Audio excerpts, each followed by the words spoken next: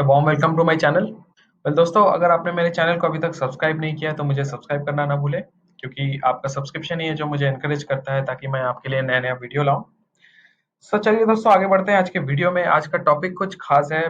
Basically ये cater करता है उन क्वेश्चंस को जो लोगों ने मुझे काफ़ी ऑफलाइन में पूछा है। I have got questions over WhatsApp, Telegram, कुछ लोगों ने फेसबुक पे पूछा है। तो ये बेसिकली एक बहुत कॉमन क्वेश्चन है। लोग ये जानना चाहते हैं कि अगर कोई नया है जो कि मार्केट में इन्वेस्ट करना चाहता है, जिसके पास कोई भी एक अमाउंट है, कोई 10,000 बोलता है, कोई 25,000 बोलता है, कोई 15,000 बोलता है, कोई 1 लाख बोलता है, कोई 2 लाख बोलता है। So they actually want to know कि अगर हम स्टॉक मार्केट में इन्वेस्ट करना चाहे तो हम किस तरह से इन्वेस्ट करेंगे। तो यहाँ पे स्पेसिफिकली आपको क्लियरली यहाँ मैं बता रहा हूँ कि यहाँ पे मैं इन्वेस्टर्स के बारे में बता रहा हूँ, यहाँ मैं ट्रेडर्स के बारे में नहीं बात कर रहा, क्योंकि यहाँ पे 100% जो डिस्कशन आज मैं करने वाला हूँ ये वीडियो में, ये क्लियरली उन लोगों के लिए है जो लॉन्ग टर्म इन्वेस्टमेंट करना चाहते हैं, जो लॉन्ग टर्म पोर्टफोलियो बिल्डअप करना चाहते हैं। तो आप सब डेफिनेटली अपना रिटायरमेंट प्लान करते हैं, राइट? आप इन्वेस्ट करते हैं कि चलो पीपीएफ में इन्वेस्ट कर लिए, फिक्स डिपॉजिट्स में इन्वेस्ट कर लिए, या फिर म्यूचुअल फंड्स में इन्वेस्ट कर लिए, या फिर एलआईसी ले लिए। तो ये सारे पॉलिसीज या फिर ये सारे जो प्लान्स आप लेते हो, definitely it's a futuristic thing. ये शॉर्ट टर्म नहीं है कि आप आज लिया आपने, 6 महीने, आठ आठ आठ महीने, 1 साल बाद आपने बेच दिया, आप प्रॉफिट कमा लिया। It's not. ये आप अपने फ्यूचर के लिए करते हो, करेक्ट?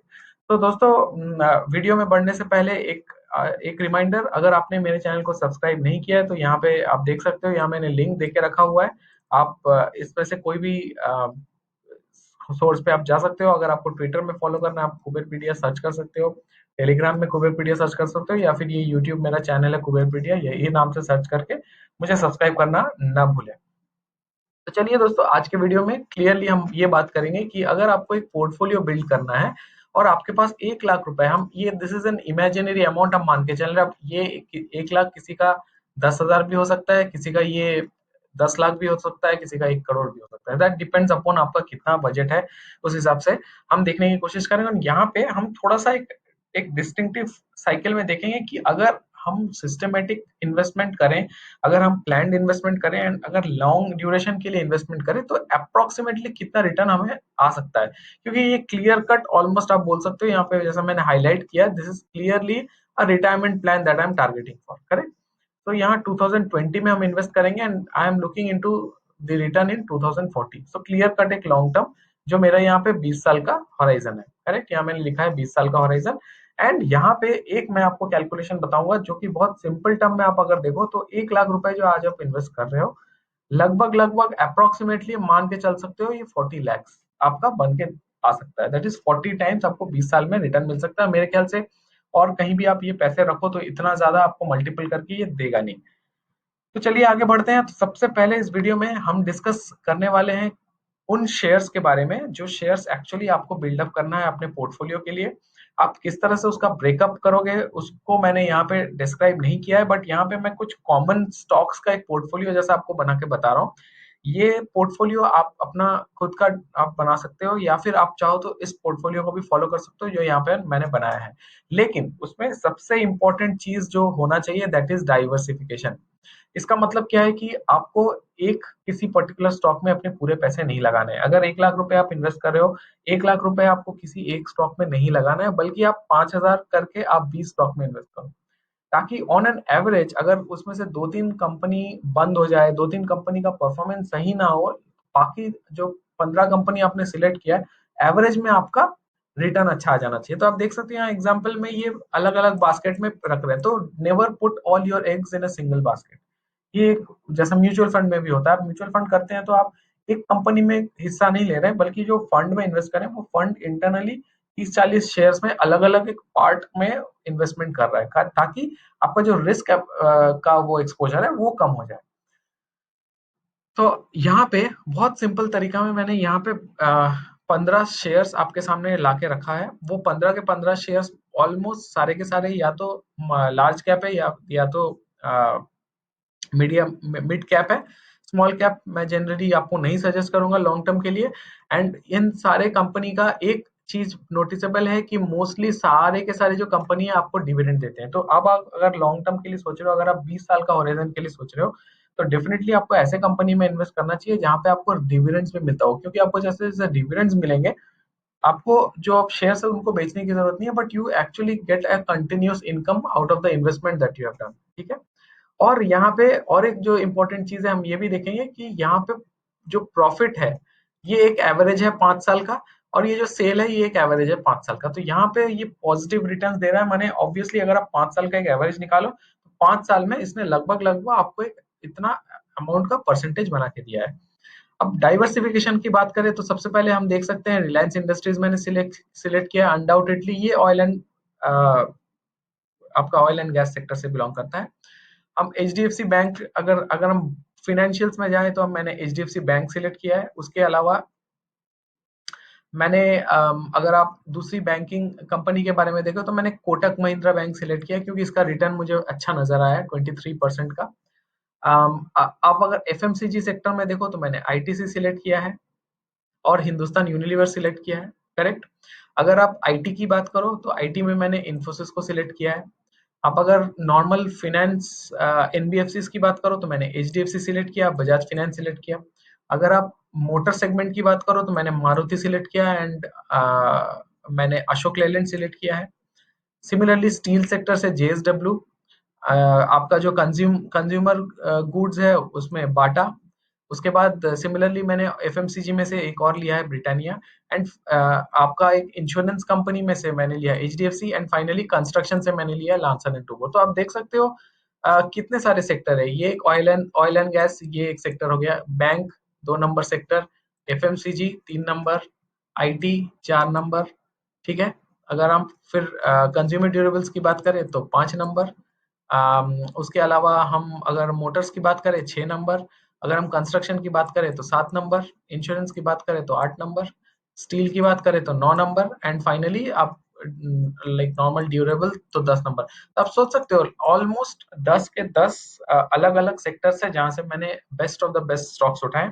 ये क्लियर कट कस्टमाइज कर सकते हो यहाँ पे। That is why I am not putting in the amount कि आपको किस शेयर में कितने पैसे लगाने चाहिए, कितने शेयर्स लगाने चाहिए। ये आप अपने हिसाब से कन्फिगर कर सकते हो। लेकिन कहने की बात यह है कि अगर आप 1 लाख रुपया इन्वेस्ट कर रहे हो इनिशियली, एंड मान के चल रहे हैं कि यहाँ पे मैंने 1 2 3 4 5 6 7 8 9 10 यहाँ मैंने 15 स्टॉक्स आपको निकाल के दिए। तो अगर आप 1 लाख इन्वेस्ट कर रहे हो एंड आपके पास 15 स्टॉक्स है, तो अप्रोक्सीमेटली अगर आप देखो तो एक एक स्टॉक में आपको 6,000 का इन्वेस्टमेंट करना है, अप्रोक्सीमेटली मान के चलते हैं। तो अगर उस कैलकुलेशन से अगर हम देखें तो रिलायंस इंडस्ट्रीज अभी 1800 के लेवल पे चल रहा है, तो आप 3 रिलायंस ले लिए।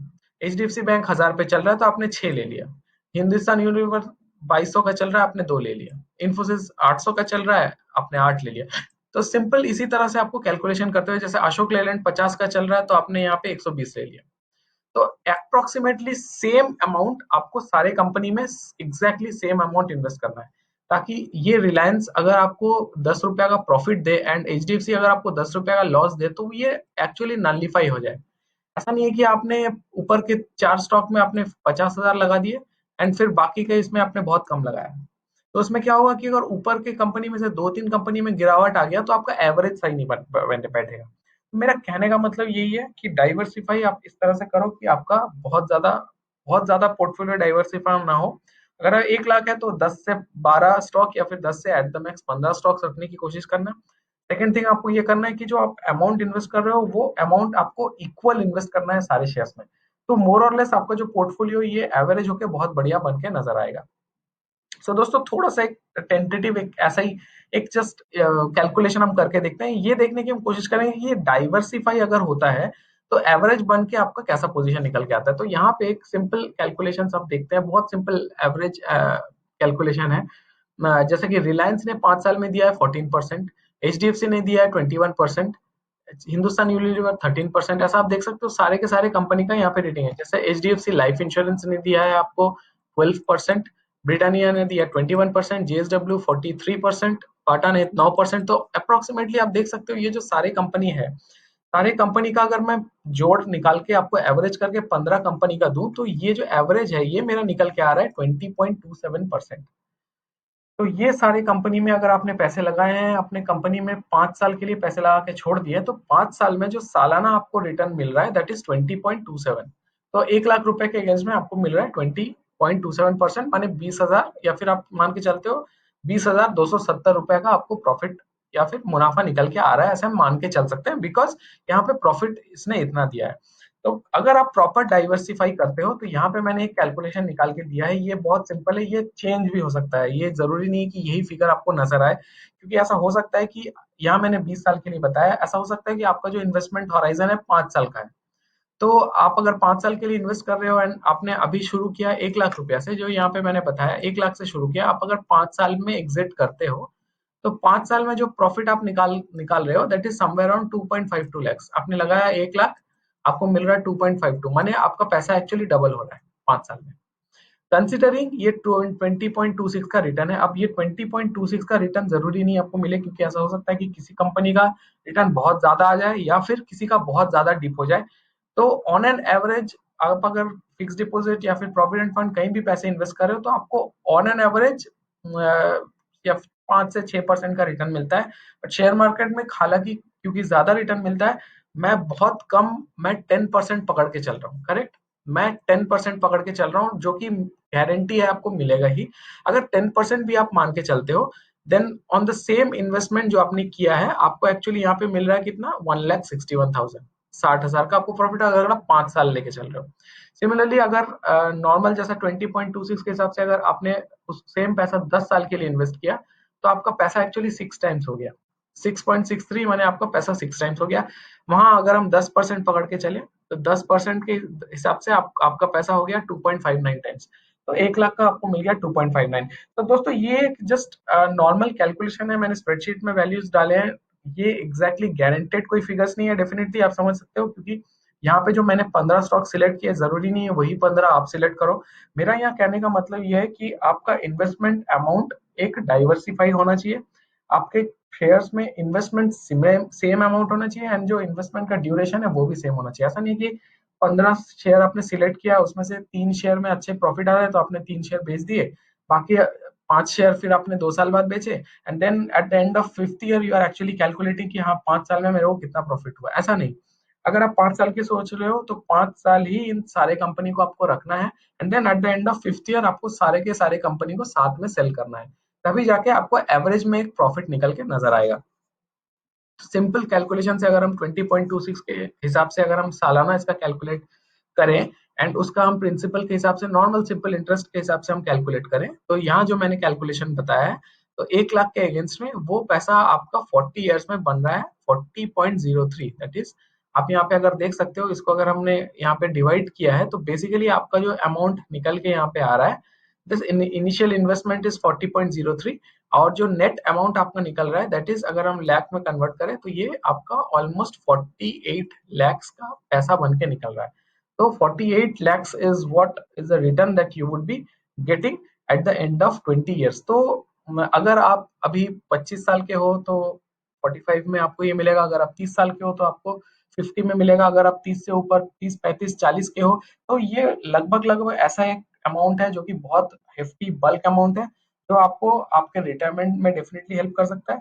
तो अगर आप रिटायरमेंट प्लान कर रहे हो तो मेरे ख्याल से 1 लाख रुपया कोई बड़ा अमाउंट नहीं है, वो आप अभी इन्वेस्ट आराम से कर सकते हो। तो आप अपना ट्रेडिंग और शॉर्ट टर्म इन्वेस्टमेंट जैसा है आप उसको कंटिन्यू करो, म्यूचुअल फंड आपका जैसा है आप कंटिन्यू करो, बट मेरे ओपिनियन में एक लॉन्ग टर्म पोर्टफोलियो बिल्डअप के लिए ऐसा एक स्कीम आपके पोर्टफोलियो में होना चाहिए, जिसको आपको इन्वेस्ट करके भूल जाना है, आपको छोड़ देना है, आपको वो देखना ही नहीं है, आप उसको आराम से आपका जो टारगेट ईयर्स है उसी ईयर्स के कंप्लीशन के बाद आप उसको पोर्टफोलियो में रिटर्न देखो।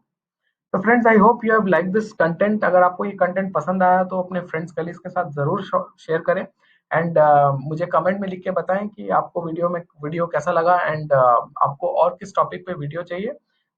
और जैसा मैंने पहले कहा है, मुझे सब्सक्राइब करना ना भूलें, क्योंकि आपका सब्सक्रिप्शन ही है जो मेरे लिए बहुत ज़्यादा ज़रूरी है, ताकि मैं अच्छा से ग्रो कर सकूं एंड साथ में आपके लिए नया नया वीडियो ला सकूं। तो फ्रेंड्स आज के लिए अलविदा चाहूंगा, एंड बहुत जल्द मिलूंगा आपके साथ, and I be back with something important and something essential as soon as possible. Thank you so much, and आपका दिन शुभ हो।